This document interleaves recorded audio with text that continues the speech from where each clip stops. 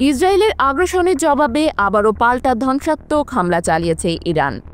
স্থানীয় সময় রোববার রাতে অপারেশন ট্রু প্রমিসের নবম ধাপে অন্তত ৫০টি ব্যালিস্টিক ক্ষেপণাস্ত্র ও একাধিক ড্রোন ছোড়ে তেহরান, যার বড় একটি অংশ ইসরায়েলের অভ্যন্তরে আঘাত হানে।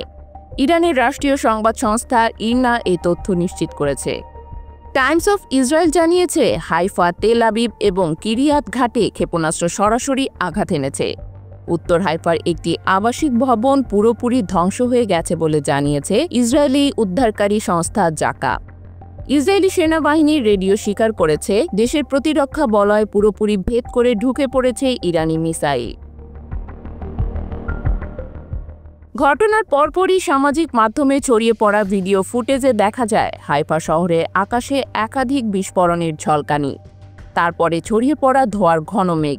এক ক্লিপে দেখা যায় একটি ভবনের ছাদে ধ্বংসস্তূপের নিচে আটকে পড়া মানুষদের উদ্ধারে হাহাকার চলছে। জরুরি গাড়ির সাইরেন আর আতঙ্কিত মানুষের কান্না মিলেমিশে এক ভয়াবহ পরিস্থিতির চিত্র তুলে ধরে।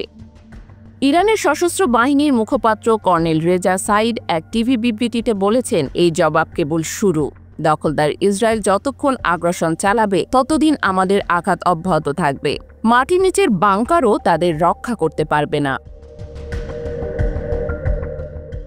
নতুন করে ইসরায়েলের বিভিন্ন সামরিক ঘাঁটি, বৈজ্ঞানিক গবেষণা কেন্দ্র এবং দিমোনা পারমাণবিক স্থাপনার কাছে সফলভাবে আঘাত হানা হয়েছে বলেও জানান তিনি। যেসব আগ্রাসনের ছবিতে গাজার শহরগুলো ধ্বংস হয়ে গিয়েছিল, ভাঙা ভবন, ধোঁয়ার আচ্ছন্ন আকাশ, শিশুদের আর্তনাদ, সেই একই চিত্র যেন এবার ফিরে এসেছে ইসরায়েলের বুকে। ইতিহাসের আয়নায় এবার নিজেই নিজের প্রতিবিম্ব দেখছে ইসরায়েল, যেখানে ভুক্তভোগী থেকে প্রতিবাদী শক্তিতে রূপ নিয়েছে ইরান।